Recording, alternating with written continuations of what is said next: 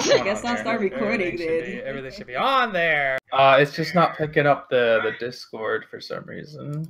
I'll figure it out. You have to put it on the window, I guess. Oh, it's not picking up your face? I have 2 displays. Yeah, you need to have 1 second. You need to make another one that'll show the other. There we go. Now it'll show. There you go.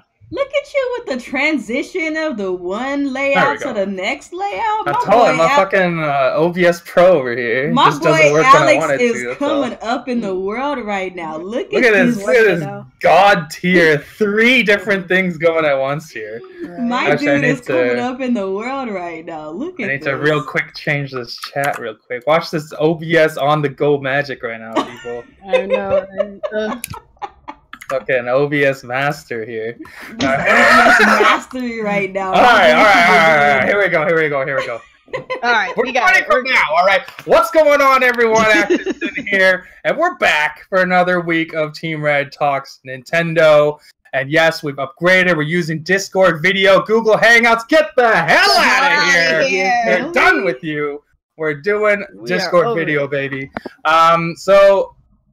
Let's we got a lot of stuff to talk about, but first we're gonna introduce our other panelists here. So Nia, why don't you go first? What is good, everybody? It is your girl Nia, the video game her, and yeah, we're back for another episode of Team Red Talks Nintendo. Are we doing the what we've been gaming and all that stuff? Yeah, we'll do that after the intros. All right, but yeah, and like Coupon said in the chat, let's go ahead and get these likes up, man. Let's go ahead and get these likes up because that helps the podcast out. It helps people find us in the recommended section. So yeah, man, hit them likes. Get the likes going, people. You know what? I'm gonna pop this out so I'll have access to see the chat. Sorry, Coupon, I gotta cover your face. I don't care. Do what you gotta do. All right. I ain't even on camera. Exactly. All right, Coupon. Aw, so I just got finished doing my little stream earlier, some Overwatch Halloween a bit. But yeah, it's great to be here. We got some topics to talk about, a lot of bull effery, so you know, let's get on in there. Let's do it. All right, and of course, Active's in here, and yeah, it's been a good week. Lot of stuff to talk about in Nintendo World. As you see, I have like 20 tabs open. We're gonna power through all of these. But before we do that, let's talk about the games we've been playing this week. Who wants to go first? Let's see. As far as you want to go, Coupon? Or? No, you go. You go first. Go. As far as games I've been playing this week, man, can y'all believe that I haven't touched Dauntless once this week? Golf Story, maybe? I've been playing Golf Story. From one addiction to another. I know. It's terrible. One to another. Like, ever since Golf Story came out last week. Yeah. Ever since Golf Story came out, that's literally all I've been playing. It's crazy. Like, the thing about Golf Story is it's one of those games where it's just a really chill game, but it's like a lot of stuff to do. And like, I'm on my way to be like a pro golf player right now, my boy. You feel me? And I'm almost there. I'm grinding it out. And it's pretty dope, man. I like Golf Story a whole lot. So yeah, that's all I've pretty much been playing, to be honest. All right. So I take it it's a good game. Yeah. Coupon, what you been playing? I've been addicted to none other than Stardew fucking Valley because that's the shit. I've restarted this game 4 fucking different times, and I still have all 4 of my saved my little saved formats and stuff because each one is different and has something that happened that was different. So I like the fact that the game is always different no matter what you do. So I got one right now where I'm like over millions of fucking dollars in my first freaking 2 days. Cheats. I used cheats on one of them. The other one I managed to make. Oh my god, hip hop Coupon up in here. But I don't have to review this shit, so there's a difference. But bang bang, shots fired. Bang bang. So I used cheats for that one. The other one I didn't use a cheat, but I managed to find like a very rare freaking fruit or whatever that I planted, and it makes me a gajillion dollars of money. So I was just like, so I really enjoy this game. It has a lot of different aspects to it that you can go about it any old kind of way. And obviously Nice. earlier today I just got finished streaming some Overwatch because the Halloween event has went live. I probably will end up doing the Halloween event for Paragon tomorrow because, you know, shit's happening and all of a sudden, son, and I can't keep up. Fuck. But I got a PC now. Yay! Oh, yeah. So we're gonna do it. Let's all just take a moment to congratulate Coupon Thank for you. building her very first Thank you. PC all by herself. And Thank you. so yes, I think that deserves a clap. She has ascended to greatness. Ascension. She isn't a toe dipper like a real gamer. She isn't a toe dipper like a drone crusher. Or retro. Let's not forget retro bros. Oh my god. So yeah, that's pretty impressive stuff here, people. So as you can see, how difficult was it to build a PC, Coupon? It actually really is not difficult at fucking all, you guys. At all. You just need to get the parts. Go on YouTube. Google it. They will show you exactly what you need to put together. Put it to fucking together. It's like a puzzle, and you're done. A couple of little, you know, tweaks here and there because, you know, shit happens, but it's not hard. It really isn't. Glorious. It really and isn't. I have been playing the fucking god tier Cuphead game, and can't wait to get to that. Cuphead is amazing, y'all. $20. I have not had that much fun in a long time. It's one of the hardest games I've played since Donkey Kong Tropical Freeze. But I'm a beast, so I beat that game in like 2 days. Computer sex.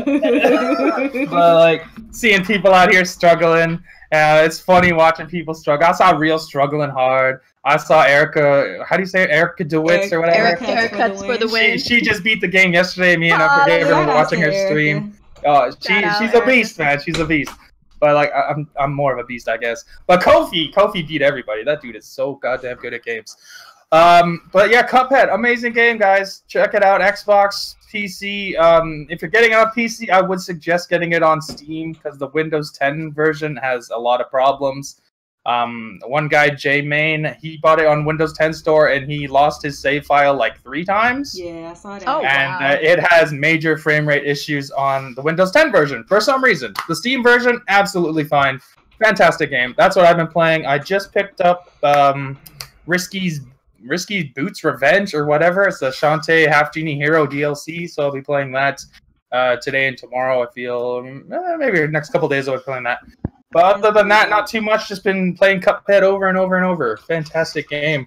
But let's jump into the news. So, first we have Axiom Verge. Dev of Axiom Verge is happy with the day one Switch sale. Says the port was one of his easiest ports. And that is good news. He said on Twitter here, the Switch Axiom Verge seems to be selling quite well, even considering that all the other games were releasing today. There was like 5-6 games releasing alongside this game. Yeah, so a lot of games came out. A lot of games came out that week, and this one's like a Metroid-style game, so it's the closest thing we have to Metroid on the Switch at the moment, so that's a good sign. People are buying it. And he's pretty happy with the sales. He said, did anything special have to be done for when porting to the Switch version? He says one of the easiest ports he's ever done. So yeah, that's cool. Because he probably ported it straight from the PC version. Probably. Because apparently, I remember some developers. I think maybe Miyamoto and maybe some of the guys at Nvidia were saying the same thing, that porting to the Switch right from their PC is easier than it's designed like that. Yeah. So that's probably why. Because I feel like the reason why we're getting so many of these, like, even though a lot of it right now is indies, I feel like a lot of indie games have been coming in influx. Like, it's been like even though they're indies, the turnaround quantity is really fast. That's what I'm saying. Like, the quantity and how fast they're getting them out. Because what we're seeing now is like every week we see like 2, 3, 4 games just get announced out of nowhere. Yeah, and they're coming out like, oh, it's coming out next week. Oh, it's coming out next week. Like, exactly. Like, they're getting these games out fast, so it must be much easier to port than, previous consoles. So. We're being led to believe by EA and whatnot. And one of those mystery games that's just coming out next week. Let's talk about that one. That is Wolverblade. You like that transition? Wolverblade launching on October 12th. Official Wolverblade launches next Thursday, which is this Thursday on the 12th. Oh my god. stupidly excited post to go with it. Blah blah blah. This is a side-scrolling hack and slash game. This is one of the more interesting indie games coming to the Switch, and it's a exclusive or timed exclusive to the Switch, as far as I understand. It looks like a fun game, so I would look out for that one, guys. I think there's going to be several other games launching that same day. I'm sorry. I went to their website and they got all these like posts of pictures of like, oh, we're releasing next Thursday, and they're just like surprise pictures and shit on their website. Click on it. Oh yeah, there we go. Let me see if there's some pictures of this game. Gamer Nick said, "I wonder if the Wii U version of Breath of the Wild will ever be ported." Yeah, that's the yeah. Ain't nobody care about that thing. It's the same version though. It's crazy. Will ever get ported to the Switch. Okay, well, yeah, that's one game coming out. Make sure to check that one out, guys. It looks pretty cool. Another game coming out relatively soon is Gear.Club. This is the realistic racing sim game. Hey, it is a cell phone game, but it is being ported over to the Switch, and the best thing is no microtransactions. What? They have local multiplayer. They're going to have an FPS and resolution bump over the cell phone versions, and they're trying to find a way around the lack of digital triggers. I'm very interested in how they're going to figure that out. But it says here, first and foremost, there is a major economic difference. The game will be a premium, which means you get the full experience after purchase, no microtransactions. You'll be able to enjoy local multiplayer playing in split screen for up to 4 friends. And we're aiming for 1080p docked mode and 720p handheld. We guarantee a minimum of 30 FPS across the board. We're simulating analog on the digital triggers by converting pressures through the software gauge, and I don't know what that means. But what do you guys? Are you guys interested in this game? I'm not big on racing games, but I'm glad that they don't have microtransactions. It looks like they're putting, all their efforts to make it work. So I'm glad for them. Yeah, they don't list the price here. I'm assuming it's $20 or less. Yeah. I'll just go ahead and say this. It's not $60 and comes with loot box, so it's better than Forza 7. Bang bang. Let's go to the next game. Well, let me say this before we move on from Gear.Club. I remember we talked about this a couple of podcasts ago when it was first announced for the Switch. And one of the things that I know that some people were worried about is how the Switch seems to be getting interest from people who develop for mobile platforms, and the way that a lot of mobile apps work and mobile games work is like their pay model. So I'm glad that they really explicitly said that this will not have microtransactions, because I know that that's something that a lot of people were worried about. Don't you find it ironic how the cell phone game developer is preaching no microtransactions while the AAA developers are starting microtransactions? It's so Don't you just think that's funny? I think that's hilarious. That's hilarious, because you would think they would be like, oh yeah, microtransactions. They'd be all about it, yeah. But I mean, I guess I don't know. I guess they don't see that being a necessity, because they're not making Hollywood blockbuster type movie-esque video games to try and. But yeah, but anyway. It's good that they're keeping all the content on there, so I'm happy. I think, and as long as they get the graphics looking nice, they gotta fix that frame rate. 30's not high enough, but let's go. Yeah. Retro City Rampage is getting a special pre-order for the physical edition, and this is actually one of the cooler physical editions I've seen in a while. You get, of course, the disc, which looks nice. You get a little keychain. You get 3D glasses, and you get I guess that's a book or like a. It's like a little. It looks like a little art book. Oh my god! It looks like a Super Mario style. Yeah, it's exactly like Super Mario. That's pretty funny. And then you get a cartridge. So I guess this is the music CD, right? Yeah, that's the music CD. Yeah. Okay, yeah, that's pretty good for a collector's edition. Mm-hmm. And I'm assuming all this shit actually fits inside the cartridge, the case here. Probably. It probably comes in just like a big box or something, like usually collector's edition. Like a little slightly little bigger box or something. Yeah, I might be interested in that. I don't know. This game is like the older Grand Theft Auto games. So if you like those kind of top-down, run around the city and destroy stuff games, you probably enjoy this. You guys ever played this game? I haven't played it, but I want to check it out. I really don't have a desire to play it. Like I would rather just wait for Shakedown Hawaii, because it's made. That's what I'm looking for. Shakedown Hawaii looks so Shakedown fun. Hawaii. Retro City Rampage reminds me of GTA back when it was good. Oh, snap. Okay, well, let's move on to the next one, and that's Stardew Valley. Coupon's gonna like this news. This is pretty amazing. Stardew Valley is #1 on the Switch in every single market. That's crazy. So in North America, UK, I guess D's. What's the Dutch? Is it Denmark? I think that's Denmark or something. I'm gonna assume this one is New Zealand. Yeah. Australia, Mexico, and South Africa. That's crazy. That's pretty amazing. I know those Stardew Valley guys. #3. Oh wait, yeah. The only one that's not #1 is in France. They're #3 over there, but still, like, this is pretty impressive. Damn French people. We'll get back to the French later. They're one of the topics a little later, but impressive. The game is doing well. It does it well on every platform that it hits on, so it's good to see. That I think this is reasonably priced for what you get, because there's some other games dropping on the eShop that I think are outrageously priced. I don't think we have time to talk about those games, but this one I think it's like $50 or something. That's a very good game. Yeah, you get a lot. It's got a lot of content. Koopa, you want to inform the people of Stardew since you're currently addicted to it? It has an addicting nature, sure, but I can get myself away from it, surprisingly, which is cool.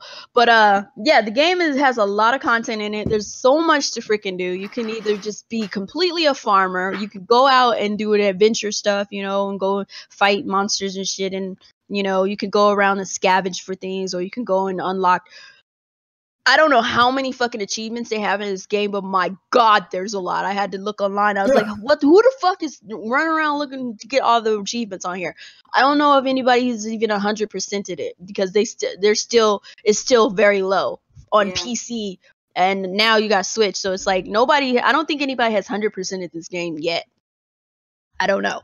But it's a really fun game. It's a really fun game. So it's really reminiscent of the what is it, the moon, whatever the fuck, Harvest Moon. Yeah, the Harvest Moon and stuff. And so you can date and all but that most stuff. people say it shits on Harvest Moon. It does. It shits so hard on Harvest Moon. Like, isn't this game made by one guy? One guy. It is very embarrassing. That's crazy. Crazy. One guy can make a very awesome game. The fact that not only the fact that he made the game, but doesn't he publish and port the games himself as well? Not sure, but if he does, that's good on him. Nuts. This man is making so much money right now. He's making so much money. Yeah. He's making so much money. But he probably went and bought a farm. I would real life farm. Okay, I would go buy a farm, and I would call it Stardew Valley.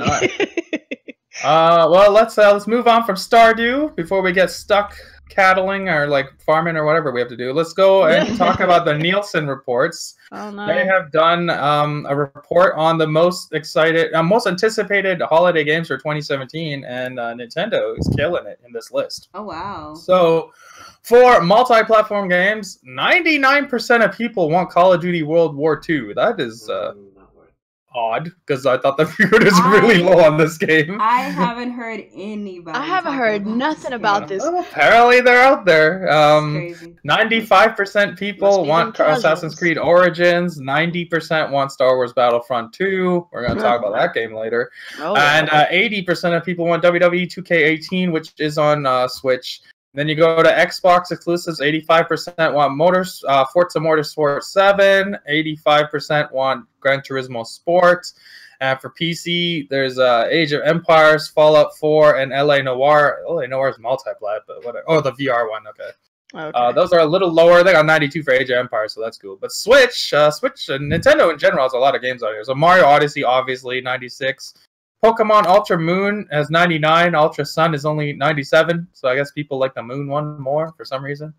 Mario Luigi Superstar Saga 96 and Mario Party 93%. I'm still salty that game's on the Switch.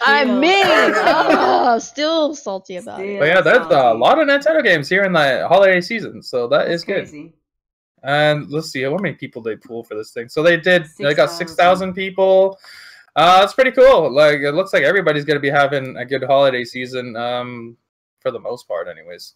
I'm still shocked by that Call of Duty number, though. That's 99. Crazy. I feel like somebody had to fudge those Call of Duty numbers, because I don't know. I just haven't been hearing much about it. Like I've seen it here and there, much about but that either. nobody in our neck of the woods have been talking about it at all. Like, yeah. So usually you hear it by word of mouth, but it's like it's crickets over here.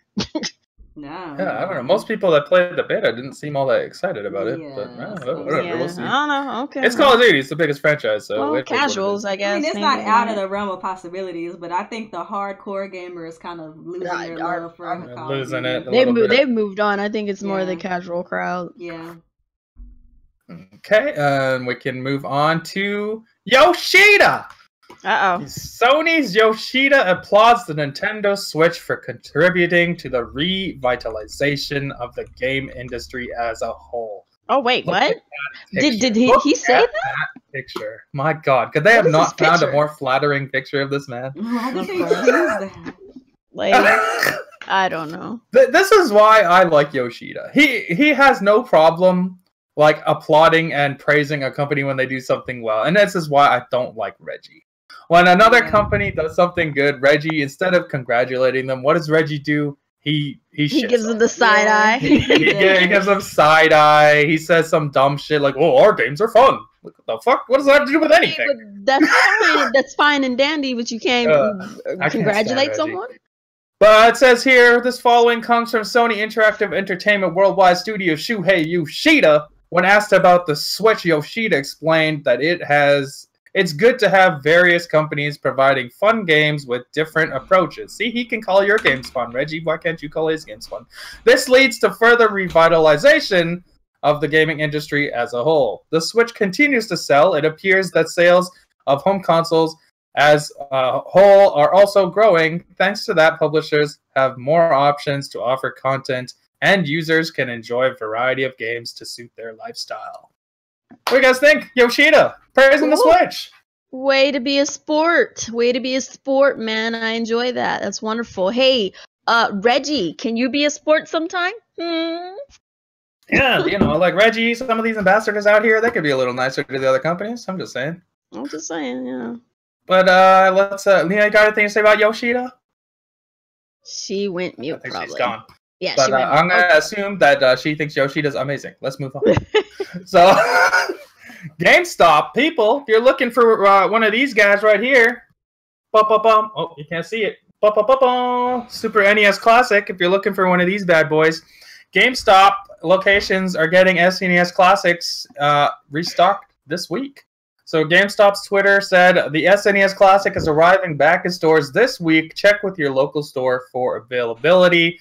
So if you're one of the people who could not get an SNES Classic on day one, keep looking, guys, because it looks like Nintendo is actually keeping to their word and are restocking these things, which I'm truly shocked because I did not think they would. Because I figured after that first run, that's it. I'm SOL. I ain't getting one. Yeah, well, it looks like they're gonna have a steady stream of these. Well, it looks that's the benefit of them using the exact same innards as the NES Classics. So I guess they have manufacturing down. So because the inside of the SNES Classic is exactly the same. It's exactly the same thing. Yeah. Because I saw Spawn Wave take it away. Well, exactly when are they gonna be? Next week they're coming back in stock. It say this week? This week. This week. So they posted it today. So it's sometime this week. Because I was trying to get one. It'll probably be Thursdays because they usually restock on Thursdays. So it'll be Thursdays, and so they might not put it. Depending on your local GameStop, they might not put it in the system until Friday. So check on Thursday to see if they have it. If they already have them in their listing. If not, then I would just come in on Fridays. Those are the best days to check. I know I was trying to get one when they were. Your previous GameStop employee here, your insider. So just give me a heads. Yeah, coupons an insider. Just to show you guys a little scale here. This is how big it is. That's crazy. That's how big my hand is. So that's you like can actually the size of, like, literally a hold Switch it. Game card almost. It's crazy. Like the game case. I love how they have this, and then you can pull this out, and that's where the controllers go. They're so really small. Cool. It's really so funny because oh my god, it's adorable. It's funny because look at the size of the controller. compared to the device. That's crazy. It's the same size. And it's the size like exactly it's like the size of the old school one, ain't it? It is the old school one. It just has a different connector. Oh snap! But the actual controller is the same as the old ones. Oh nice. Wow, but the size of the damn machine is like. And on the back, it's just a micro USB and an HDMI. There's not much to it. Like it's really light. But it's a cool little thing. I like having it on my desk. But if yeah, I get one, I'm gonna color mine for Famicom colors. Fuck that ugly ass gray shit. You can just import one. No. Yeah, you can just import one. I'm just gonna buy one and color it. I want the purple and gray one because that's what I grew up with. That's the one I grew up with, so that's the one I always wanted. Like, this thing to me means way more than the NES Classic ever did. Yeah. That thing to me was kind of, I didn't really care. This is my baby. I grew up with this. If I never had this growing up, if I didn't have this when I was 5 years old, had my first console, I wouldn't be playing games today. So. Yeah. Most important thing I've ever owned in my life. But let's move on. We're gonna go back to the SNES Classic. Has officially been hacked. So you know how Nintendo told you can only get 21 games with this thing? Haha! Nice try, Nintendo. We got you. It's been hacked, and you can fit about 75% of the SNES entire lineup works with this hack. That's crazy. So. I'm going to get my Turtles in Time, because I love that game, and we don't have it on the SNES Classic, so I'm excited about that. Donkey Kong Country 2, there's a plethora of classic games that didn't make the cut for this console, but yeah, you can definitely sort this out. Obviously, when you're hacking a console, there are risks, and you may brick it, and that is on you. So don't get mad at me if you try this and you mess it up. That's on you. I'm just letting you know that this is something that's available. Could you imagine though? Oh my god. That make me want to risk it for real. I might. If I can get two. It's fairly safe. But like I'm just saying, but some people, I have to say it. Yeah, but somebody might mess up. So it's like, but that ain't your fault. You decided to do it. You should know the risks involved. You fuck your shit up. That's it. Imagine playing like those old games with that controller again. Like, oh my exactly. God. Crazy. I'm definitely going to be trying this out probably on the weekend. I don't know if I'll have time to do it throughout the week, but I will get this thing all hacked up and play around with some games that I love. Because it has Mega Man X1, but I want X2 we're going to get our game. Whatever. They got my money. I bought 3 of these freaking things. I'm just saying. I know. I'm saying. Yeah, but so I guess it's just a licensing issue. They couldn't afford to keep it at a low price and have all the games or whatever. Yeah. That's their problem, not mine. Let's move on. This is an interesting bit of news. WWE superstar Bayley went to a meet and greet at Nintendo New York. If you guys don't know, Bayley is one of the top superstars in the women's division, and she is there representing WWE with their partnership with Nintendo for WWE coming to the Switch. Oh, the kid-friendly one. Yeah, she's the one that the kids love. I cannot play the video because we're going to get copyright strike, but she's one of the top divas, and the little girls love her, and she's like the girl version of John Cena. Think of her that way. Which they also had John Cena help out with. Well, not in this specific show, but John Cena has done some stuff with Nintendo towards the Switch. So that's pretty cool. It's good to see they're partnering up with WWE directly. The WWE version is delayed on the Switch. It's coming out in fall. It's not coming out this month, but it's probably November-ish. We'll see. But it's cool to see they're doing stuff like this. I get to see the video, though. Yes. What do you guys think of this? Nintendo partying with WWE? Same thing that we talked about with John Cena, man. Like, it's good that they're getting out there and they're getting this in people's mind space. You know what I'm saying? Like, the best way to market this kind of stuff is to kind of get into that arena. No pun intended. Like, if you want to market WWE, you got to go to where the wrestling fans are, and that's smart marketing. So good for them. Tis true. Coupon, you have any thoughts on this? Same thing. Yeah, not too. I'm not a big fan of WWE, but it's great that they're getting out there. They're doing partnerships and all that good stuff. So hey, it's for the kids. It's definitely better than trying to market the Wii U at Pottery Barn. Like that. Oh my God, yeah, it did happen. Yeah, that was the thing. We don't talk about that. That was a very sore spot. That's when you knew the Wii U was done. That never made sense to me, but whatever. let's talk about one of. There's a person in our chat loves this company, loves this franchise a lot, and we're gonna talk about this company and how terrible they are. Sega details the process of bringing Sonic Forces to the Switch. They talk about the resolution, the frame rate, and their perceived challenges. So, coming from DualShockers interview with Sonic team head Takahashi Izuka, Sonic Forces producer Shun Nakamura, director Morio Kishimoto, lead programmer Hikori Takanga, nope, I said that wrong, and art director Yoshi Takamura.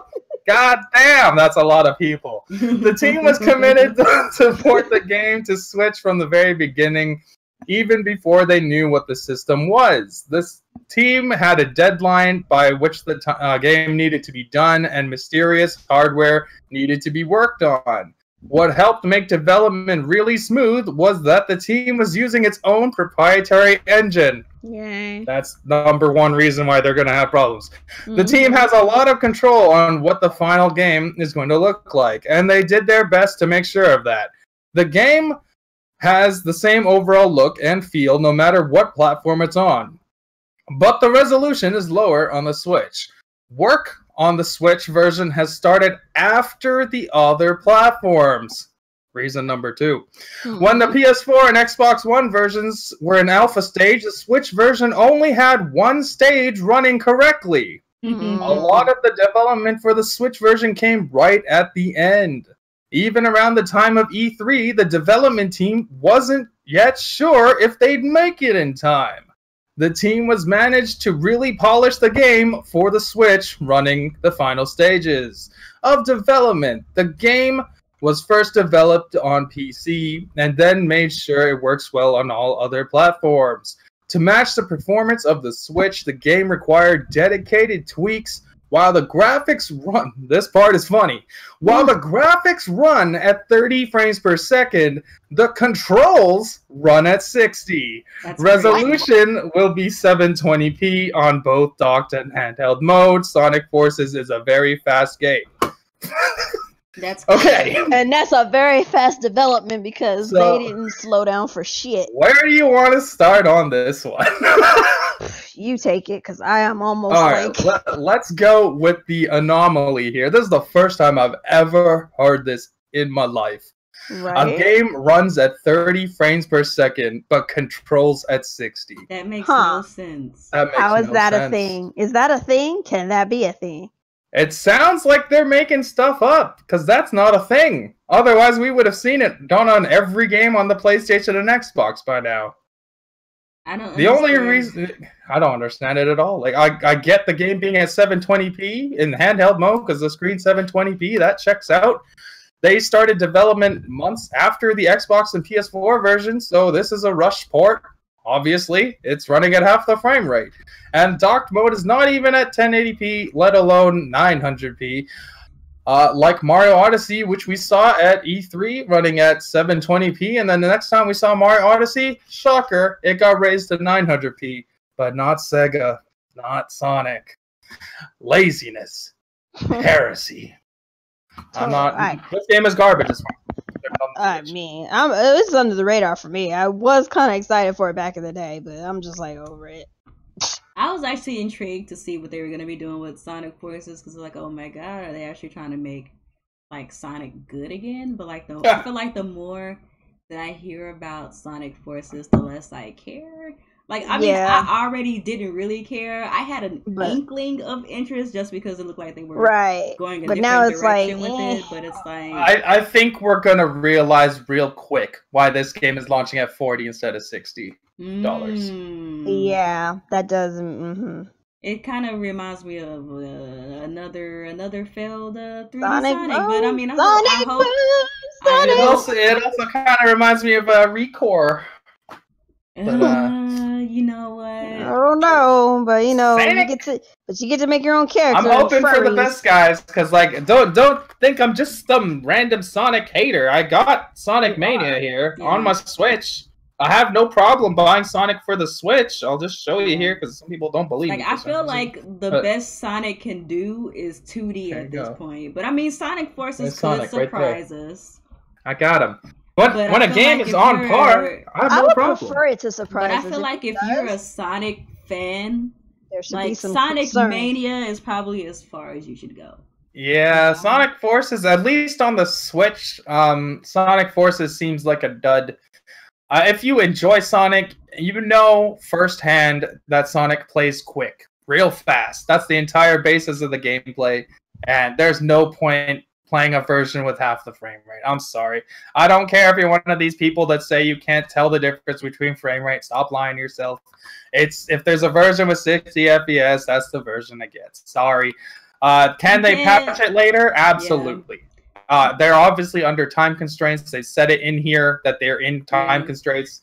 I don't think it's the hardware limitation. It's more of a time limitation. Now, if they patch this and fix the frame rate later, pick it up later. I'm just saying, as of right now, don't buy an inferior version of a game.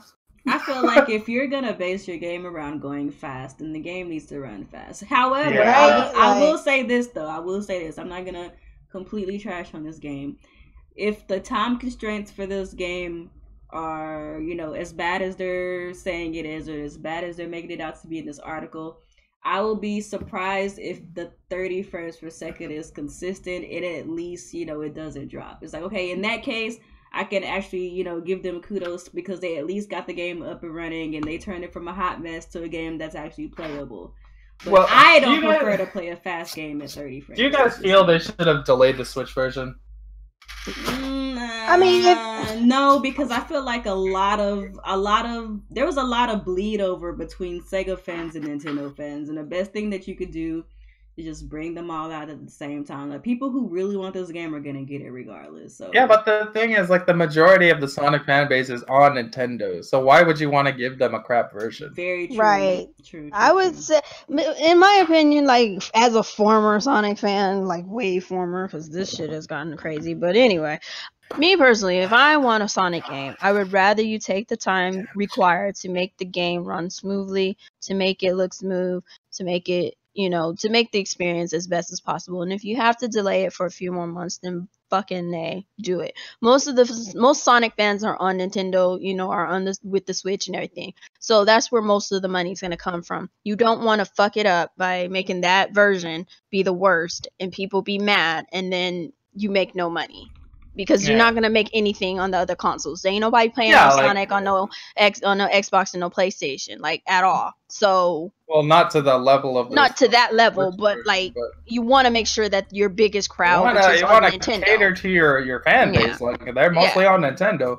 I just want to address something in the chat here. Yes, I am aware there are some Sonic games that run at 30 FPS. That has nothing to do with this game. This game runs at 60, but you're getting a 30. Yeah, you're getting a 30 FPS game that runs 60 on other consoles. The only reason you're getting it running like this is because of time constraints. It's not because they built the game to run worse on the Switch on purpose. Like, get out of here with that shit. Okay, let's move on. Unless you guys have something else to say about this dead-ass company. Nah, we're good. Alright, fuck Sonic, let's go. Let's move on. Nintendo discusses the lessons learned from the Wii U and how they have paved the way for Switch success. That's a weird little picture. Yeah. Who is this? This is Bill Trinan they're talking to. Oh, no. When you're coming off the launch of the Wii U system, and then your next hardware launch is the Switch, it's a challenge to know how many we should be ordering. What is the demand gonna be? If you look at the Wii U hardware system, the system menu itself, the time that it took to boot up the system and get into gameplay, was something that was a frustration for a lot of players early on. That's true. That thing took like 2 minutes to turn on in the early days. Gosh, and actually became a hindrance. With the Switch being something that you take around with you, it was made very important that you should play games instantly. That to me is an example of a direct lesson learned from the Wii U era, where Nintendo said that's something we need to zero in on and make a dramatic improvement. on. And that's absolutely true. This thing is Yeah. lightning quick. Yeah, Yeah, it's it fast. is. There's little to no delay whatsoever when you turn it on and open a game. It's instantaneous. They did a fantastic job with that. This comes from Nintendo's Doug Bowser. We had a glut. The hell's a glut? I guess that means a lot of game releases up front for the Wii U, and then kind of went dry for quite some time. That's an understatement. From the first-party perspective, at least, we were very intentional and deliberate about the Switch. We launched with The Legend of Zelda Breath of the Wild, which obviously was incredibly successful, drove hardware, and brought a bunch of people to the franchise. And then followed that with Mario Kart, straight through the series of games we've released since then. Our goal is to delight a lot of players. We want people to have success to our new hardware, to our content. Access to our hardware, to our content, and to have great experiences. So we actively read the market and try to understand what those trends are and make sure we're adjusting accordingly. We are responding. We're listening. I like Doug Bowser. I like this guy. Since he's come into the picture, he's done big things. Yeah, he's doing really good things for the marketing department. But I like Bill too, though. I think Bill is a good face for Nintendo right now. Because Bill is especially getting in really, really good with the esports scene. And he's helping a lot of that stuff come to fruition. So I'm happy for Bill too. He went from just Miyamoto's translator to like a major player at Nintendo. So he's way better than Reggie. Yeah, I like him a lot. One thing I will say about this though is I see that Nintendo has learned a lot from the Switch. There's a lot of great things for the Switch that I like and that they've done better, just as a company in general, in comparison to what they did with the Wii U. For like example, the marketing. The form factor of the Switch is just sleek and beautiful, and a lot of things that they're doing with the Switch is really, really good. However, there's still some mistakes from the Wii U that I still feel like that they have not learned from per se, or not here yet, or we haven't heard any word about. Like I know, we all love the Switch, and we're of no assumptions that there's nothing bad about the Switch. Like there's definitely some improvements that could be made, but I would like for them to address those as well. Like we still don't know what the online stuff is going to be about. We still don't know where they're going to go moving forward with this whole chat and lobby system, because we know that the phone thing is pretty much a flop at this point. So I really want to know what is their plan going forward considering that fact. I want to know what the heck they're going to do about storage and cloud saving and all that kind of stuff. Like there's still some things I feel like they need to discover and relay to their consumers just to kind of put us at ease. But I won't take away from the fact that they have learned and done a lot to make sure that the Switch doesn't fall into the same kind of mistakes as the Wii U. So like we talked about this before. The best thing about the Wii U failing is that they can learn a lot from it. Yeah. And we've seen a lot of that. We've seen they learned a lot from marketing, obviously. They learned a lot about making a device that feels premium, because the Wii U felt like a toy. This feels like a high-end tablet, which it is. They learned a lot about pacing of their games. They learned there's a lot of first-party big hitter games all coming out like a month apart. Smart. We didn't have that with the Wii U. There's stuff obviously they still need to work on, like the online. They're doing it. It's coming. I'm not worried about that because they pushed it back to fix it, so that's totally cool. They obviously worked on getting third parties on board. We have Bethesda. Yeah, they haven't had Bethesda since like NES, so a lot of big changes. So they're doing a lot. I don't know why Bill Trinan only said they zeroed in on making an improvement on the OS. Like that's a weird thing to focus on, I guess. But you know what? But to be fair, to his credit, that was a huge thing during the Wii U era. It was a thing that people complained about a lot, and that's the reason why they did the update for the quick the quick menu. Like how when you first turn on. Oh yeah, that made a huge difference actually. Yeah, that's one of the reasons why they did that, is because like they knew how slow it was to boot up, and a lot of people complained about it. It was painfully slow. Yeah, like because sometimes my boyfriend and we still use the Wii U to like watch Hulu and stuff like that, and I forget going from the snappy OS of the Switch to going to the Wii U. It's like such a pain. It's night and day. It's night and day. Oh my goodness. Yeah, they're doing really good things with the Switch. A lot of stuff about the Switch I like, and you can see how they're direct improvements on the Wii U, and I'm very happy about that because like I don't like the Wii U at all. But let's move on to France. Ants in my pants, France. This is really funny. And we get to make fun of the Wii U. So the Switch sells nearly half of what the Wii U sold in its entire lifetime within 7 months. So France has always been a Nintendo-friendly territory, but even they didn't want the Wii U. Nintendo's last console managed to move 832,000 units within 5 years. Now here's the really crazy part. In France, the Switch has moved 390k units. That's well over a third of the Wii U's install base in France, and is quickly catching up to half of that figure. When the holiday season is said and done, the Switch should be past the halfway point. If that doesn't speak miles to you about what they've done compared to the Wii U generation, I don't know how else to put it to you, because that speaks volumes. That says a lot. Like, that says a lot. Absolutely unbelievable. They'll surpass that. About this? The French love the Switch. They love the Switch, but they couldn't stand the Wii U. And the Switch is almost about to bypass it. Like, who knows? Within a year, they'll probably beat that and be done with it. If Nintendo keeps up their supplies like they promised. So. Yep. Yeah, this is good. This is good news. At least that lets us know, France is like, okay, they're on board with this Switch idea. So that's good. Nintendo's getting the word out. They got people's attention. So this is great. I like it. Yeah. It's good news. I feel like the best thing that Nintendo could do is make sure that they also gain a footing in like the Western market, and that includes Europe. Yeah. Because, they always do well in Japan for the most part, especially with their handhelds and all that kind of stuff. Yeah. Well, I think in general they still do pretty well in Japan, even still, because, that's a home brand, and they support their brands over there in Japan. But one of the things that they really need to do is make sure that they get footing in the West, because we already know in America now, it used to be Xbox, but even now, Sony is the dominating Sony's brand dominant here. Sony is the dominating brand over in Europe. So if Nintendo is getting more into those territories, especially, because we already know they're gonna do good in Japan, especially with the Switch, regardless. But the cool thing about the Switch and the PS4, like they can coexist. Yeah, they don't actually affect each other, which is really interesting. That's really interesting. And I love that. Cause it's not like Xbox and Sony. Because if you have a PlayStation, you don't need an Xbox. Yeah. Right. If you have an Xbox, for the most part, you don't need a PlayStation.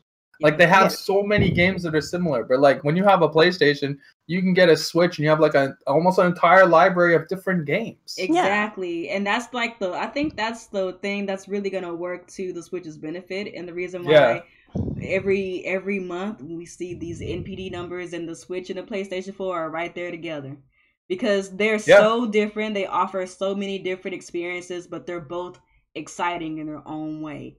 If Nintendo can continue that trend through Europe, and especially over here in the North American region, they're gold. Yep. Yeah, and we're going to talk about another region coming up real soon that could be a game changer for them. Big time really game changer.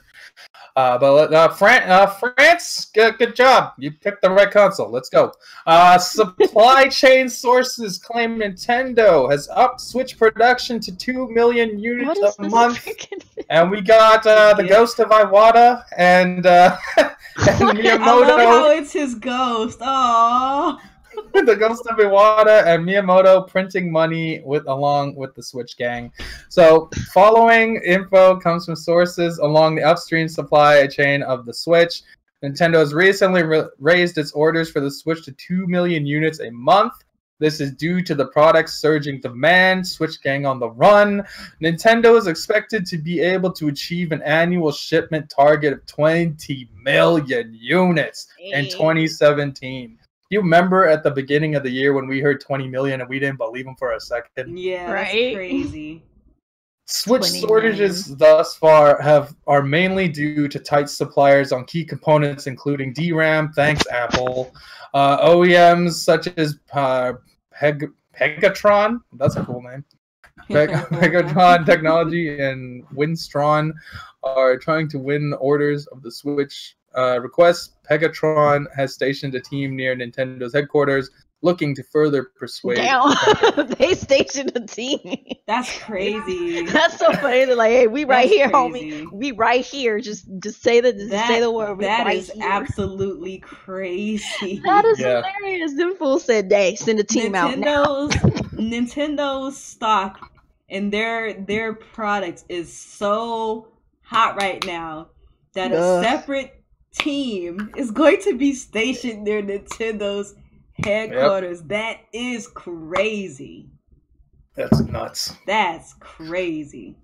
And since Apple's crunch time for the iPhone 8, 8S, and the iPhone 10 are over, that's why you're going to see the shipments increase, because they can actually get a hold of the parts. That's crazy. Yeah. So, like, they got a team on hand. A freaking team on standby, just waiting. So, if you're wondering, why does Nintendo need to build 2 million a month? How can they possibly need that many?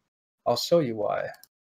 Switch Gang is invading China, y'all. Nintendo is preparing Chinese translations of various Switch games. This can mean only one thing. They're coming. They're invading China. Oh, this is going to be great. This is wonderful. 1 billion plus people ready to join the Switch Gang. Oh my god. So, Fire Emblem Warriors, Mario Odyssey, what is this? Snipper Clips, Mario Kart Deluxe, Xenoblade, Breath of the Wild, Skyrim, Mario Rabbids, all getting Chinese translations. This is exciting news, guys. They are breaking into Chinese market, and China only recently has allowed for gaming products from other countries to enter their country. They don't want Microsoft and Sony because their games are too violent, but they're totally okay with Nintendo. This happened too late in the Wii U's life cycle to make a difference. There was no point at that time, but the Switch, we're early in. They're definitely wrapping up. They're gonna try and move into China and get a hold of those billion people. That's a lot of Switch Gang members. And they're all about handhelds over there. Yes, they are. And they're gonna have that one MOBA.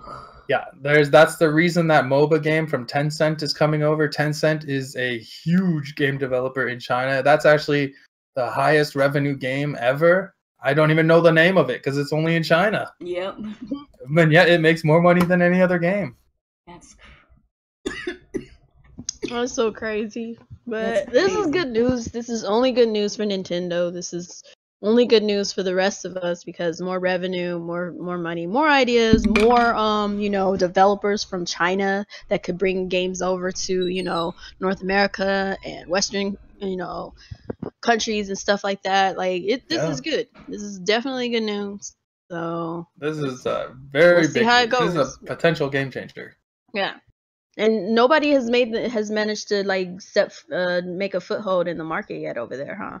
As far as no, there's no major console there.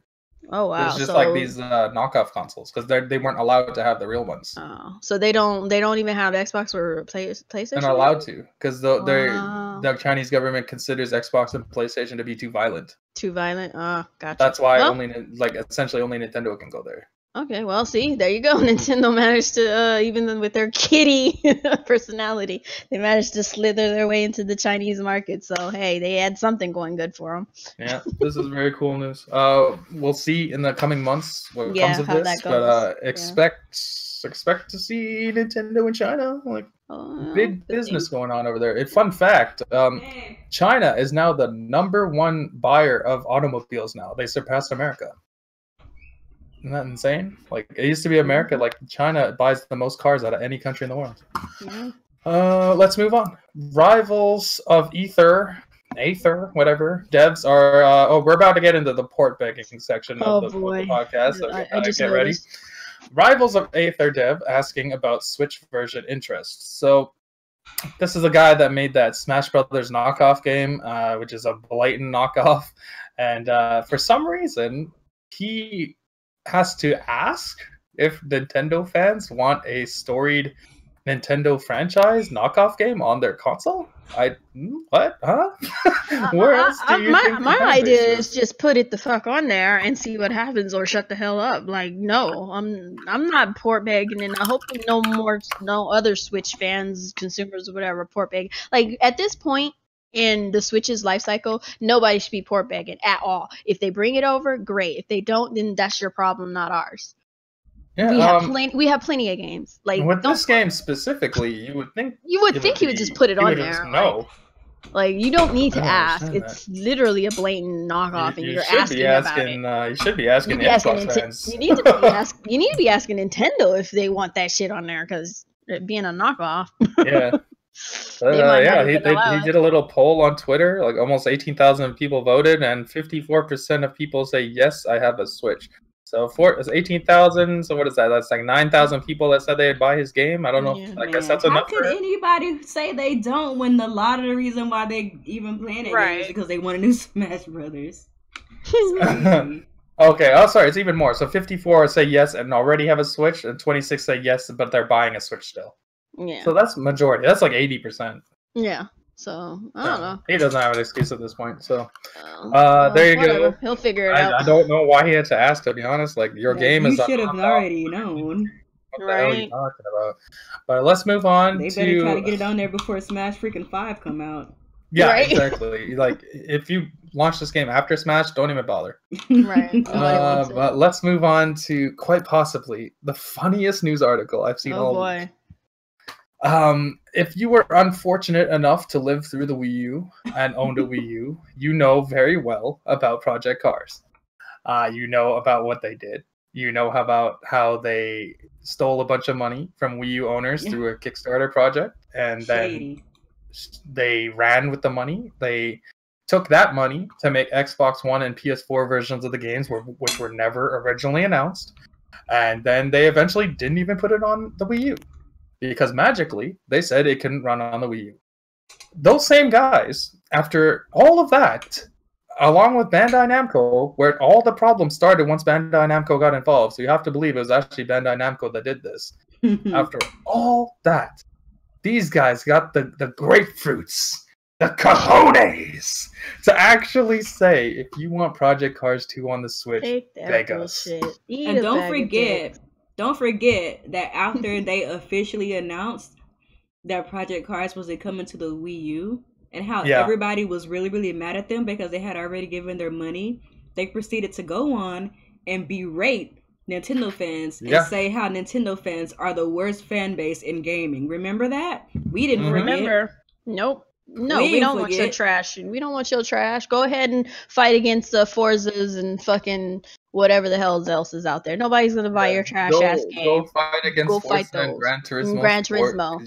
When you could have been on the Wii U, and then you could have came to the Switch with nobody to fight you, because you would have been the only fucking competition other than a cell phone game, which probably wouldn't have held a fucking candle to your game if you had did it right. But you know what? Keep that shit. Let's just read their tweet real quick. So, want Project Cars 2 on the Switch? Namco Bandai asked the Switch owner community feedback on potential Let me click on this shit. I'm gonna put something in here. These guys, they got some cojones on them. They got some balls. They got some cojones on them. They got the grapefruits, guys. Like, this is great. I hope people are not falling for this shit. With a straight face. And I'm going to be straight up. Any single one of you that begs them for this game, you should be ashamed of yourself. A big fucking shame. Not so much on that Smash Brothers knockoff game, but this game, anybody that port begs them for this game, especially with how they treated you. Yeah. Especially how they treated you after the fact. Stole your money.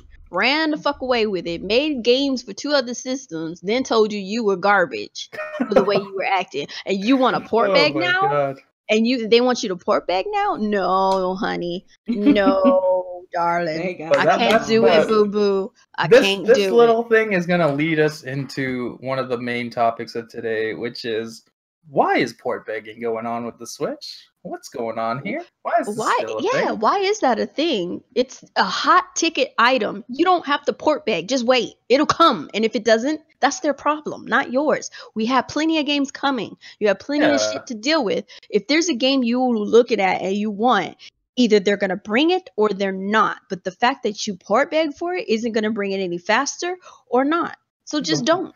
The wait and see rhetoric, the port begging rhetoric is over. It's over. There's no reason for it. Bethesda killed the game.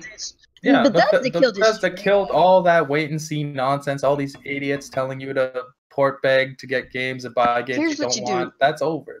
Here's what you do. If you have another developer that pops up on Twitter or whatever, asking about, port beg and talk about, would you like to see a project, whatever the fuck, 2080, 1670, 2064?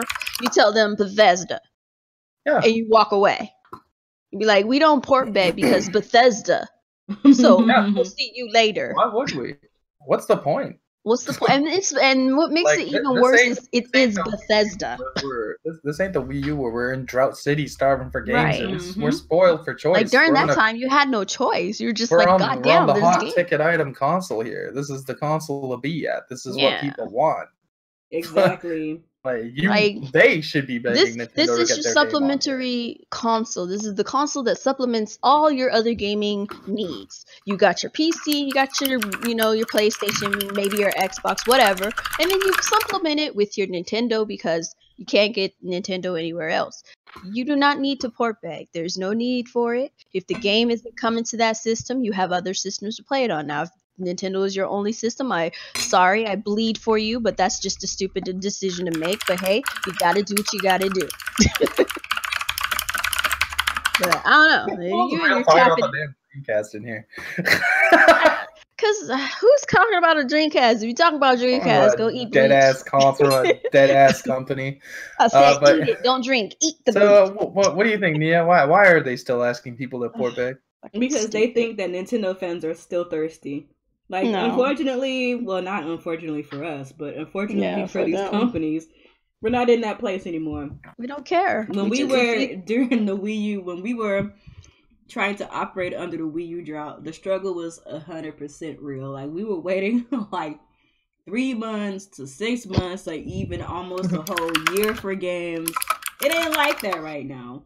I feel like a lot of these companies are so used to Nintendo fans being accustomed to third-party games not coming to the system. But Nintendo and indie games have us so covered right now. And then a sprinkle of third-party games, too. Have us so covered right now. We don't care. We feeling ourselves right now. We're rebellious. And we pretty much telling Bandai Namco and all these other people to eat a D because we don't need y'all right now. We good. We chilling, okay? We're in a good place.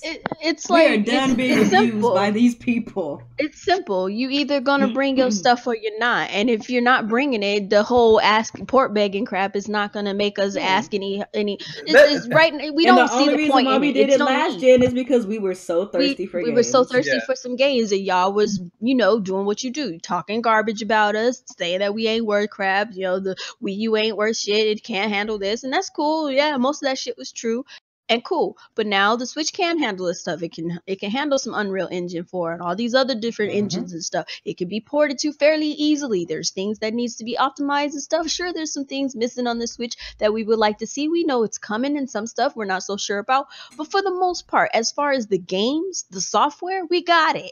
And if you're not going to bring your game over, I'm not going to beg you for it, honey. That's just not happening. The time is over, and it's not like I can't get it elsewhere for cheap anyway. Because the way it is now on the Switch, if you're not getting in early, you're done. Because the console's getting flooded with games, and you have less. You have to monopolize early, and then you have people like Bethesda who are trying to create their own fan base. They're trying to build their audience from scratch right now because they have never been on Nintendo since the NES. Yeah.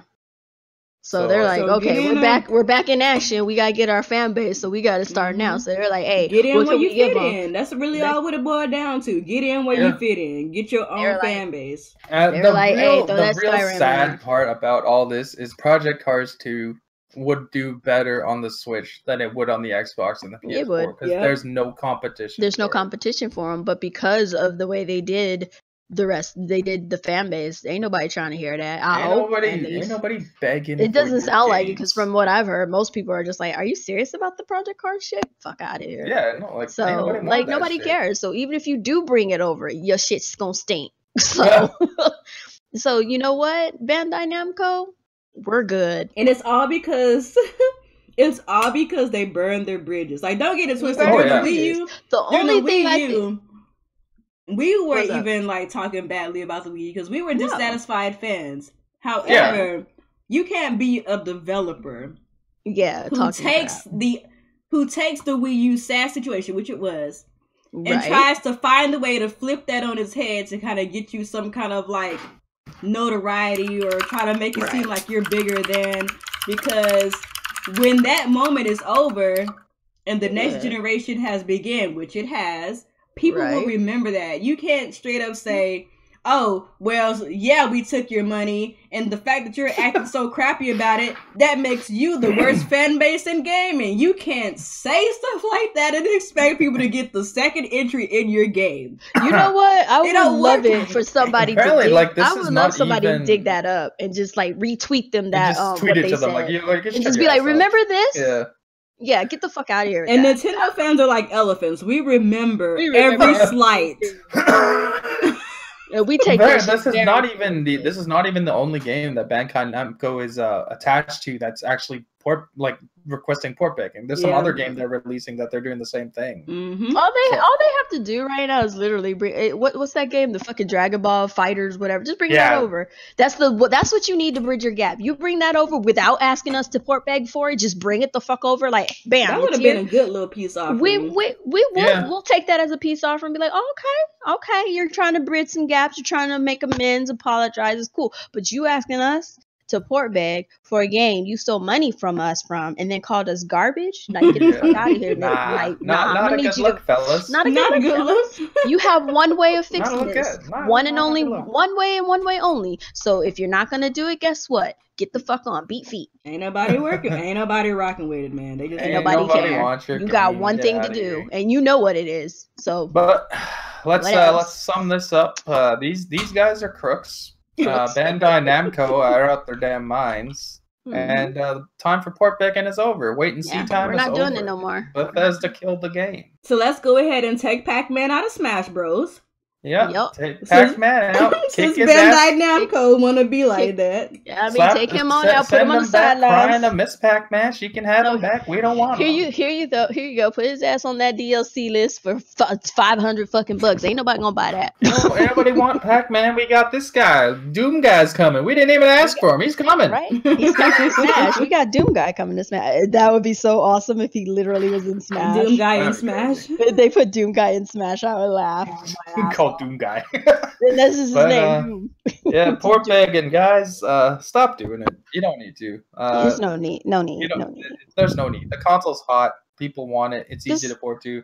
If they're gonna bring the games, they're gonna bring the games. If you're as long as you're playing your games and enjoying your time, you ain't got time to beg for nothing else right now. Like, I've seen a lot of people on the Switch just pop up on the Switch when I'm playing my games, and that's great to see. So all those games that Real just said that can eat a dick, he's gonna buy all those games, right? We know. So. But let's move on to major topic number 2. Oh boy, loot crates. God, I honestly almost don't want to talk about it. It's just about it. It's such a drag. We have to talk about this stuff because we have to talk about it to make it aware. But it's gambling. Point blank. Period to me. So we're gonna talk about Star Wars Battlefront 2. We're gonna use this game as an example. There are other games launching with this. Forza 7, Assassin's Creed Origins, Shadow of War just came out today. That's riddled with them. But Star Wars Battlefront 2. Possibly the most egregious out of all of them.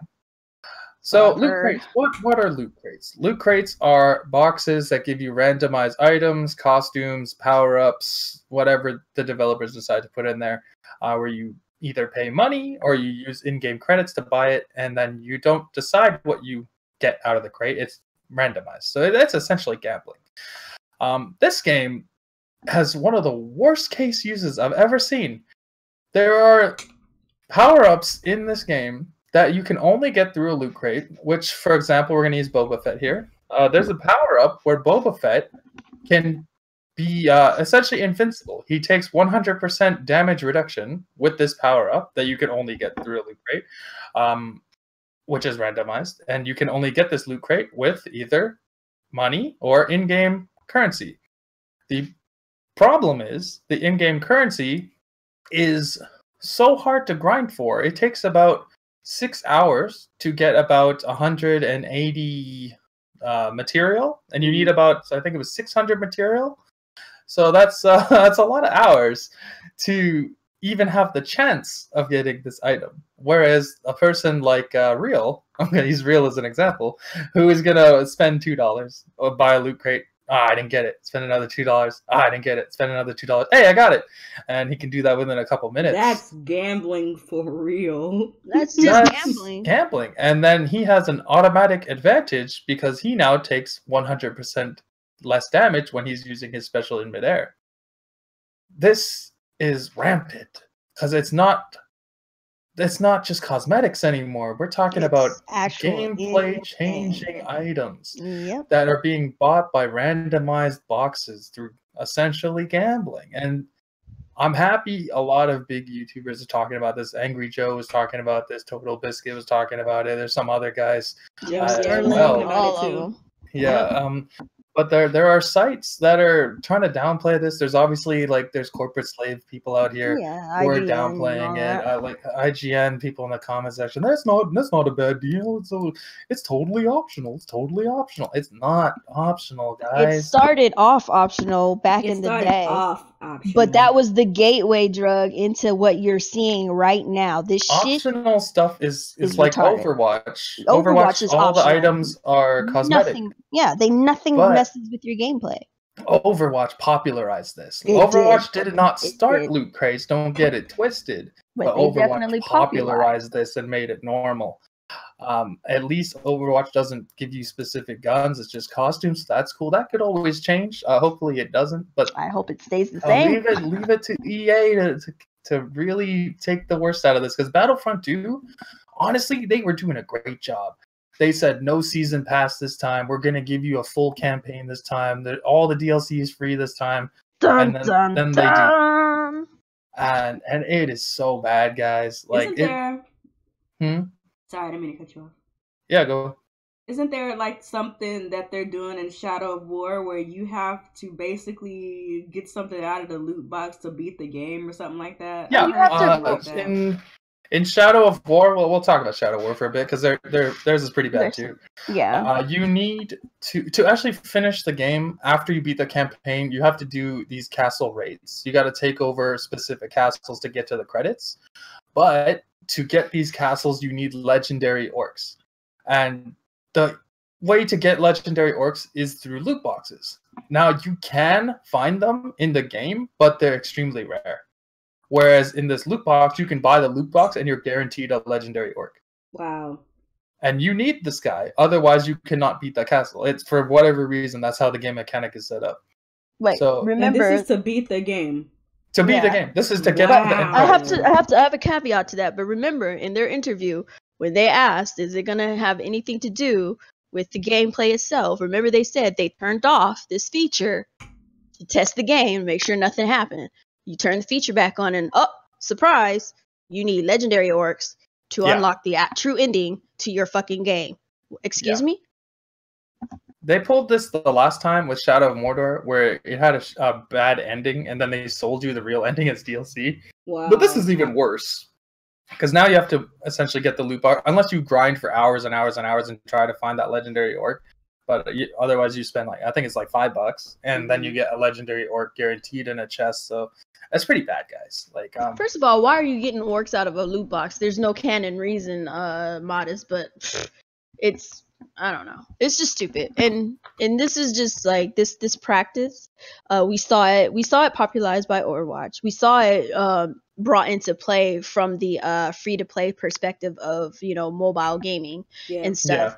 And obviously, North America more in general has to do stuff bigger and better, obviously, because greedy motherfuckers. But Okay. I and have the it's breakdowns just crazy. when you're Oh, done go there. ahead. Okay, so there are silver chests, which are Oh, purchased boy. from in-game money. These cost 1,500 Mirian, which is the currency in the game. That'll give you a new orc, a regular orc, and at least one of your followers will be an epic orc, will turn to epic. On top of that, you'll get a consumable. Now, the gold war chest is the one you buy with money. That's 200 gold, and that'll give you 3 new orcs, and then one of them will be a legendary. And at least 2 of them will be epic. So you get obviously a lot better stuff there, because you do need this legendary guy to beat the game. So it's pretty bad. It's Totally unnecessary. Like the way I feel is, if you want to buy these boxes, that's cool. Like, go ahead, do what you want. But I don't like how the companies are forcing the grinding on people that don't want to do it. Yeah. I shouldn't have to play an extra 30 hours of grinding to get something that you spent like $5 on. That's wild. That's insane. And that's why I don't. That's one of the main reasons why I don't like these loot crates, is because they're building these games with this system in mind. And you sure they say they might test it with it off and all that stuff, but it doesn't matter. Once you turn on the Switch, once you turn on the Switch, all of the schematics and things that they've worked on to make sure that you have to grind extra hard in order to unlock the specific necessary things. Forza 7 has loot boxes now. Inside Forza 7 loot boxes are stuff that you used to unlock for free, even in Forza 6. But now they're locked behind loot boxes, and now you have to pay for them. So now you got to pay for them, and it's just there's a breakdown of the pricing for these gold. So 500 gold is the smallest amount you can buy, and that's €4. So I guess that's like $5 or $6. Yeah. Oh my goodness. And then there's one for people that are insane. That's 10,000 gold, and that's €80. That's for crazy people, and that'll give you 2,000 gold. So you spend $80 real to get 2,000 in-game gold to buy loot chests to get orcs to beat the game. Yeah. And what irritates me the most is that they made this loot box system is mainly put into place so they can catch the whales. Yeah. Like, it's not for us everyday people who might spend $1 or $2 here and there and then forget about the game. They want the whales. The part about these loot boxes is even if 90% of us say fuck this game, we're not buying it. But the 10% of people that buy it are the ones that want the microtransactions and spend endless money on microtransactions. These people are called whales. Yeah. These people are a gold mine. The term comes from cell phone gaming. Whales are where the microtransactions flock to in cell phone games. They could survive off whales alone. So 10% of the fan base on microtransactions is just as good as 100% buying the game and no DLC or anything. That's crazy. Which is scary. Which is freaking annoying.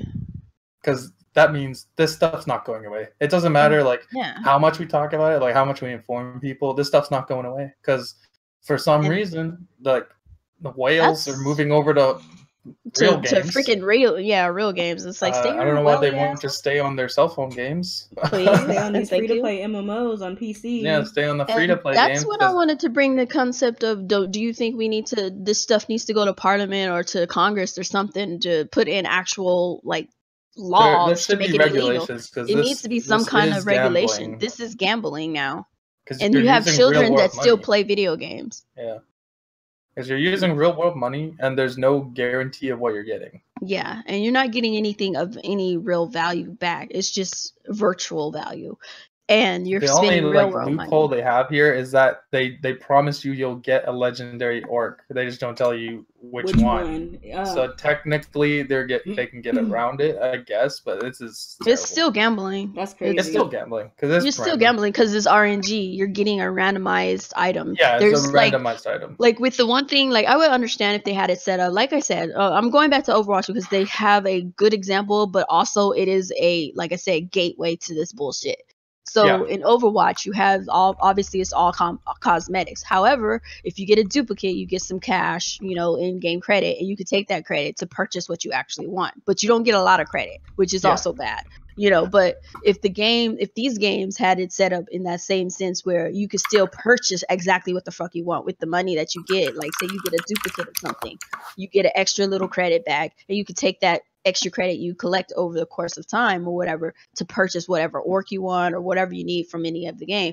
Then you could probably say it's not technically gambling because you can still purchase what you want or you could purchase the in-game credit with real world money and then purchase the item you want. But they don't have it set like that because they know if people get what they want, they're not gonna, constantly spend money for the rolls. So they say, hey, no, we're not gonna put that in there. You have to purchase money to get a chance at what you want, as opposed to purchasing money to get the credit to purchase what you want. So this is gambling. Yeah, it's pretty much. And it needs to be regulated. Be careful, people. Like, if you want Star Wars Battlefront 2, just be aware you're gonna lose when you go online. Like, because you're not gonna be able to beat the people that have the upgraded items, because that's just what it is. This game is designed. It's not about skill. It's pay to win. It's not about your skill. It's not a skill-based game anymore. It's not a skill-based game. It is about pay to win. Whoever has the most money is willing to shell out the most money. That's the worst example so far. Because at the very least, with Shadow of War, that's a single-player game. You're not affecting other people. Yeah. This is mainly an online game. And you're having a way to have an advantage just because you're paying more money. That's but not still, right. Yeah, that's not fun for anybody involved. It's not fun for anybody. You're actively ruining fun for other people. Yeah, it's like, well, they have a choice. To set up to where you have to have these things to beat the game. Like, that's still pretty bad. The other one's still bad. I'm just saying this affects more people. But like when you put it online, when you make it also an online thing as well as like just the single player. Like, first of all, why is any single player game got loot boxes in it to begin with? That should not be a fucking thing. But okay, they shoehorned in some kind of online what do they call it, board or something, and they shoehorned some kind of online system for Shadow of War simply to justify the loot boxes so they could hopefully get those whales. And it's like, it's terrible, and it just dappers your mood. It makes the excitement of the people that I have seen online who were so gung-ho about these games are just tired and drained and I'm one of them. They just don't want to fucking deal with it. Yeah, I remember you were super excited for Shadow of War, and then when you heard about the loot boxes, you were one of my favorite games. And after you heard about that stuff, you're just like, I just don't want it anymore. And then you wonder why people go and rent games and go to go to freaking GameFly and stuff like that, or pre-order, or not pre-order, but buy the game, used or some stuff like that. Yeah. Like, this is why nobody has time for all this extra shit, because these companies are trying to make extra money because they're spending astronomical amounts of money making a game that doesn't need to be a blockbuster fucking hit. This is not Hollywood. Yeah, that is where this starts. I just wanna stop this whole argument of games are $60, but they're getting more expensive. You guys gotta understand, they're not giving you the full game anymore. They're not giving you full games anymore. They're selling you portions of the game. You get a standard version, and then you get a silver version, then you get gold, and then you get microtransactions and DLCs and pre-order bonuses and specials, Splendiferous, modes and stuff, and collector's editions. Look at all the different editions of one fucking game you can get out there. Just go to Google has like 10 editions. Oh yeah, I will say this though. I will say this though, in response to that, how you can't use the whole games are getting more expensive because they're not giving you whole games anymore. Well, I'm going to say that that's the reason why they're not giving you whole games anymore, is because the games are so expensive. And like, a lot of people don't like to acknowledge this, but like, and this is something that is not even new to Team Red, because this is something that Team Red has pretty much been saying since the beginning. The reason why Nintendo does not do quote unquote graphics anymore is because of this. Games are becoming so expensive to make. And at the end of the day, Nintendo is all about increasing their profit margin. So while these people are going bankrupt and doing the most trying to make these games at Hollywood movie budgets, gamers are suffering. Because either the gamers are going to suffer, which is basically what happened now, or somebody's going bankrupt like THQ did, or something's going to happen where, like at Deep Silver just a couple of weeks ago, they had to lay off a lot of people. Something's got to give at some point, and somebody got to watch they got to watch these budgets. Need to manage their budgets more. Yeah. Not like every game needs to be a Destiny. Like, you got games like freaking Hellblade, who are like low key. That was a AAA title to me. And it was for $30. Gave you a AAA experience for $30. No Witcher, DLC, no microtransactions, no loot boxes. No just nothing. a really good game for $30. And that's the reason why I don't really get mad at Nintendo anymore for not trying to compete with the likes of EA no point. and Ubisoft. There's no point because I see now why they don't, because they understood real early on. If that's we why their games are profitable, even if they don't sell like 20 million. Exactly, like Nintendo can make a game and that joint could sell like 1 million, 2 million, and still make like a lot of money. There are some people who make games, they sell 1 or 2 million. It's not good enough. Remember the Tomb Raider reboot that they did in 2014 when they sold like 7 million copies and they were like, it's not enough. Like, what? That's crazy. That's crazy. That's on them because they made a whole new engine. They went and did all this stupid hair physics nonsense, which cost them a fortune. Yeah, like you're doing all this extracurricular stuff. I'll take your argument. I'll raise you Witcher 3.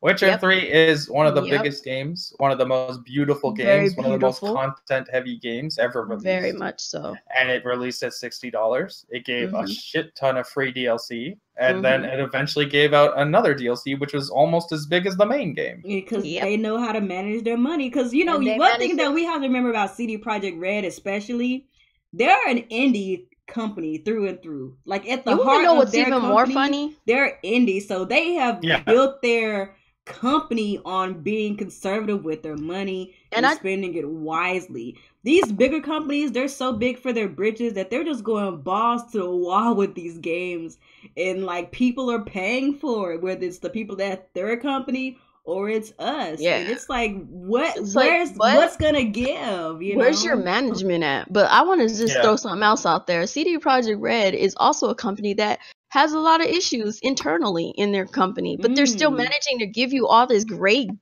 gameplay, and they still have a lot of internal strife going on in their company. Like, I've been reading up on a lot of the stuff. Yeah, what's going on with them? Their management. Apparently, they're not a good place to work. They're not a very good company to work with. Is it because they're too tight or something? Or it's a lot of stupid shit. Like, I'll show you a link or something when I can find it again. But like, it's a lot of crazy stuff. But like, even with all that, they somehow managed to, to get their game out there, to do a great job. And they're not getting raises. They're not getting paid as best as they could. They're not doing a lot of things. Maybe it is why. But we somehow, gotta implement microtransactions to pay our employees. Right? But like, even so, despite all that, they're managing to give you a great game. And I'm just like, and then you got Hellblade, like I said, and then there's other various indie games that, people who are making you got stuff like Cuphead. $20. Cuphead, fantastic $20. Experience. That's not a AAA title. And it is. It really quite is. frankly. It really is. If you look back at Cuphead in 5 years, and you look back at Shadow of War in 5 years, Cuphead's going to look like the better game. Exactly. It's going to shine brightest. Yeah. It is. Shine bright like it's the same reason why Wind Waker on the GameCube still looks good. Exactly. Because art style always beats realistic graphics. And tight gameplay, don't forget. Yep, and tight gameplay, of course. But let's move on. There's one thing I wanted to talk about, which is going to relate to, because you're probably wondering why we talk about loot crates. Nintendo ain't got no loot crates. And that's because I wanted to kind of boast about some Super Mario Odyssey for a minute. Super Mario Odyssey amiibo content is unlockable without the amiibo. Yay. So in a world where every game coming out is inundating us with microtransactions and loot boxes and ridiculous anti-consumer practices, Super Mario's like, fuck it. You want the costumes? You don't need this amazing wedding Mario amiibo. You can unlock it yourself. That's really cool. I'm happy they did this, because I know there's a lot of people who don't have a giant amiibo wall like I do and don't care for amiibo. I don't buy them for the content. I buy them to put on. Oh, wow. Every single last one of your amiibo works with this game. Yeah, every single amiibo will work with this game. But if you don't have amiibo, you can actually unlock all the content. All the stuff without them. Regardless. So that's pretty cool. And I thought that was just a really funny thing to happen in all of this loot crate nonsense that's going on. Nintendo is the one to be like, don't buy our amiibo, whatever. If only they would have done the same thing for Samus Returns and Mario Party 10, because that was some nonsense. Yes. Yeah. There are times where they go overboard with the amiibo, and then we give them the backhand, as we always do. But this is one of the cases where they did a great job. And I hope they continue this, because this is awesome. We gave them the backhand. They're holding their cheek and they're rethinking their options. Because I think they finally realized most people are buying this for collecting. Yeah. They probably did. They realized it. They're like, okay, people aren't buying these things because they. Look how many of those things I have that are still in the box. I mean, you can't use these things in the box. Open. I'm not even gonna lie to you. Like, I will not open my Yarn Yoshi joints. Yeah, I've been open those. I got those. I just can't do it. I like them when I like them Yarn Yoshis. I haven't opened up my Wolf Link either. I have one closed and I have one open. My friend of mine gave me an extra one, so I was like, cool. Yeah, I'm gonna look through the questions while you guys are talking here. I have a quick question I want to ask you guys our personal Discord chat. What's up? But I want to ask you something real quick. I put something in the Discord chat. Okay, I'm gonna check that. On my phone so, like, my thing is, do you think that it would benefit gamers if? Whoops. If what? What just happened? Okay. What in the world? She just like evaporated. Does Mario Odyssey look suspiciously ashy? I don't know what you were looking at. What does that even mean? Like, wow, that was funny. Not clear, I guess. No, man. Mario Odyssey is a beautiful game. I don't know what game you're looking at. I'm talking to the guy in the chat. Oh, or somehow I got booted out of the chat. It just said, get out. But what were you saying? I was just going to say, do you think it'll benefit us to have some kind of laws put into place against like the loot box system, since it's like a form of gambling? Like some kind of course. Nothing heavy, but like better. Yeah. Do you think they will ever get to that point or no? They would eventually have to, I think. Because they're already doing that in Europe, right? Yeah, because they got a petition up already, and then there's some sprinkled across across our areas and stuff in North America. But like it takes time because these laws take a while. Take time. And the fact that we got children that do play on systems like these and stuff, you can't just be doing all this. Just because your game says rated M doesn't mean there aren't kids playing it. I think what they need to do is have the ESRB get involved as well, because it should have gambling on there. So it should be an M-rated game if it has loot crates and stuff in there. It should be automatically M-rated. And you know how a lot of these companies Destiny's don't like a T-rated game, right? Yeah. Destiny's team rated, but they have loot boxes. That's gambling. They have loot boxes. That's what I'm saying. So like if they have it where the ESRB gets involved and they say, yeah, if you have loot crates, it's M rated. A lot of these companies don't like the M rating because they can't get across the wide spectrum of people, you know? So they're gonna have to either get rid of the loot crates, loot boxes or whatever, or they'll have to implement some other kind of format, or just forego it altogether. So hopefully maybe that might be a thing later on down the road where it just makes it an automatic I got some questions if y'all Has anyone seen the Super Mario Odyssey musical trailer? Yes, I watched it just before we started here and it was amazing. I love Nintendo for stuff like that. Yeah, Nintendo's the only company that do stuff like that. I thought it was cute. I mean, it's not like the greatest thing in the world. I think it's so fun. I think that they've done a good job with Mario though, in the way that they've been presented. Mario Odyssey is it's gonna be so much fun. You can just tell every time they show it, it's something fun going on. Yeah, it was cute. I have a question from hello. Yeah. I have a question from Matthew Pipes. He says, do y'all think that Nintendo should stick with a portable hybrid idea, or should they go back to making standard consoles, and why? Why does someone ask this every week? I feel like they ask this every week, and I feel like we've addressed this so long. We say it every week. Yes, hybrid is their future. Hybrid is their future. If they go back on that, then they're dead in the water. They can't survive in a console-only market anymore. Yeah, they can't do it. Pretty damn clear. It's very obvious. So they need to merge their market. It's working. And it works for them. Of course it is. So let's see. What the hell is going on in this chat? Real's still talking about Dreamcast for some reason. I don't know what the hell's wrong with that guy. Was Pauline 100% real in that Mario Odyssey trailer? I only watched it once, so I'm not sure. Those were real people. The only person who wasn't real was Mario. Yeah, okay, that's what I thought. Did any of you try Mario Odyssey demo at Best Buy? I did. It was awesome. Do the Tonys or Grammys nominate video game music? No, I don't think so. Not that I'm aware I of. don't think they do. No, they don't. We're having the Video Game Awards this year again, so that's cool. Oh, boy. Hopefully I hope they get it start- right this time. Hopefully I feel it's like they not get a little crazy. bit better every time. I feel like that too. They're trying to make it They're classy. trying. To Like, make it a people real thing. shit on them so much, but like Yeah. that dude is trying. He's trying. He's trying. Did you guys watch the Nintendo World Championships? I caught a bit of it. I didn't get was to working, watch it. I so. was sleeping because I had That work. shit was 5 hours. Really? Yeah. Oh, You I know have what? to say, Even though I didn't get to watch it, I like when Nintendo does stuff like that. I'm I happy need to they say do it. something.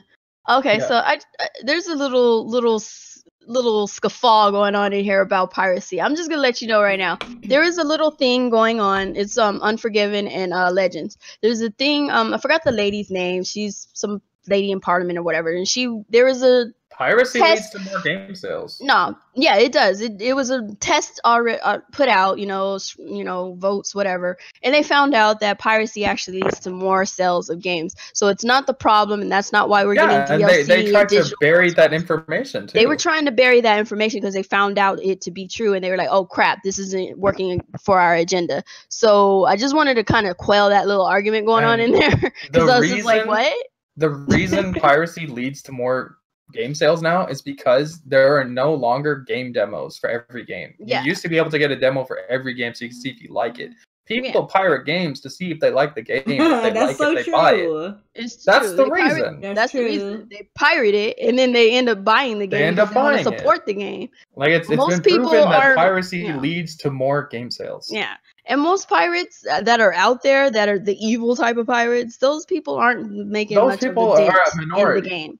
Yeah, they're very, very small, Most minute people that few. pirate games eventually buy the game. Yeah. Like everything I've ever pirated, I bought because I liked it. It's Simple. the only way to see if you like a game anymore. 'Cause Like they I don't can't give you get a that many freaking demo demos. to save my damn life or a Yeah. beta code or nothing. So I'll download it, play it, and if I like it, I'll support the game because I think that's the best way for the companies to get their money back if you support it. Don't fucking I pirate don't know why it. these companies are scared to give out demos. Yeah. You're They're not stupid. confident in your Well, they're product. not confident in their products, so most of the time they Mm. give it to their little, corporate slave heads and tell them to, sell up But the game. to go back to the question, I saw parts of the Nintendo World Championship. It was better than the last one, for sure. I thought that the game choices were a lot better, except for Splatoon, which was weirdly boring. And that stupid bird bean game, that was kind of dumb. But it was fun. From what I watched, it was a lot better this time. I did not enjoy the Nintendo World Championships last time. Only Mario Maker was cool. Yeah, Mario Maker was definitely the highlight of that one. But I this need to go back time, and look at the highlights for this one because I missed that one. This isn't really a question, just a side note. This isn't really a question. It's a comment from Tony Kaname Curon. He says Xenoblade Chronicles was too late to be nominated at the last one, but Xenoblade 2 is coming out just in time. If Xenoblade 2 is not nominated for RPG of the Year, I'm gonna have a fit. Wait, does Witcher have any more DLC though? Oh my god! I mean, because it'll You win. were salty for like a week about That that. shit was was so so stupid to salty. me. How does fucking DLC get freaking stop? So bad. That was so stupid. Let's see. Do you think the Reggie? I don't talk about Reggie. Fuck Reggie. Let's see. No questions about Reggie. Golf Story versus Stardew Valley. I haven't played either, so you guys gotta. I haven't played Stardew Valley, and she hasn't played Golf Story, so that's not really even a thing we could talk all right, about. buy both. Yeah. There you go. Who's looking forward to Skyrim Switch next month? Y'all better support Bethesda and the big I end. think I'm I'm sorry, I'm not supporting no damn Skyrim. I don't like that damn game. I don't care who I'm makes hitting it. them up with the next one. I don't know about this one. I'm gonna put it to you this way. I want the current one. That game's Put it to been you out. this way. Let me put it to you this way. That game's been out for 6 years and on 7 or 8 platforms, and I've never bought it. Why would I buy Right? it? Well, I'm not gonna Exactly. start- That's kind of how I about it. feel. So I That's how haven't I touched feel. it, and I'm not gonna If I start had now. any interest in Skyrim, I would have bought it already. Right? But for those of you who want Skyrim on Switch, it's coming soon. More power to you. let's Go see. ahead and support it. Let's see. What else is here? You guys talk about the most random ass shit in this chat. I never told know what you, the hell this is chat going don't- on. questions. His chat don't care. Go ahead. Muhammad Alavi said, will we see a Mario Kart 9 or Smash 5 this gen, or will there just be enhanced ports? I would actually be okay with Mario Kart 8 just getting more DLC. Me too. I don't need a whole new I game. don't need a Mario would Kart too. 9. I don't need a 9. They could add to it as long as it stays free. Because, like, I don't want to spend another $80 on Mario Kart. Yeah, when they can for just another add DLC to the Yeah, just existing add one. DLC to 8 Yeah. Deluxe, or for Smash, I guess they could come out with a new Smash, because Smash fans are so fickle. My thing is either they bring the current Smash over with a Deluxe and a bigger variety of content. more content, more characters or something, or they make a whole new one and they can get rid of the Ice Climbers again, or bring the Ice Climbers back this time. Just, you know what, bring over Smash 4 and bring over the Ice Climbers. Yeah, bring over the people that couldn't handle because of the 3DS. You know what they could do? They could make a like super deluxe edition where they add the 3DS and the Nintendo Switch. That'd be Wii cool. U content It's in one like bundle and sell it. That would work. That would perfect. be nice. That'd be cool. Yeah. And then we can also get like Doom the Guy ultimate as well. version of Smash. Yeah, Doom Guy. And then we can go ahead and get rid of Pac-Man. This freaking guy, man. Cuphead, Indie Game of the Year. Halo Wars 2, Strategy Game of the Year. Forza 7, Racing Sports Game of the Year. This dude is obsessed with Xbox. That's crazy. Okay, let's see. Demos need to too bad come back. Xbox Yes, not the Game of the Year. If you really believe that can get ready for a price hike in games, you think you pirates. Look, this guy. Oh well, whatever. I don't care about that guy. All right, it's time to wrap this up. All right, whatever. I don't see any more questions. You guys are just talking about here. random ass shit. There's what's nothing the here. I can tell you Reggie that. sucks at his job. That's the hate for Reggie. He's a useless man. But we're gonna end it there. Yeah, I don't know if we want to do a recap. We talked about so much shit. No, we're good. We'll be back on Monday for Mario Kart 8 Madness. And this was a good show. We had a lot of good Hopefully topics I'm actually for that, there though. this time. I actually planned on playing yesterday, but me and Daniel were out the door to go to the freaking... randomly go grocery shopping. We usually go grocery shopping on Mondays, but we've been missing so much Mario Kart. Nobody go grocery shopping on no Mondays. But y'all know that's what weekends are for. What do I do on weekends, Alex? You can still go grocery. I go to work and I sleep because I work overnight for 12 hours. That's why we don't go on the weekends. Terrible. All right. Well, whatever. We're out of here, people. We'll see you on Monday. And yes, make sure to hit like, share, spread this podcast, people. I want more people to watch it because this is the best Nintendo podcast on the internet. Agreed. All right. See you later. Peace out. Deuces. Xenoblade 2 is the best. Waifu Warriors is going to be Game of the Year.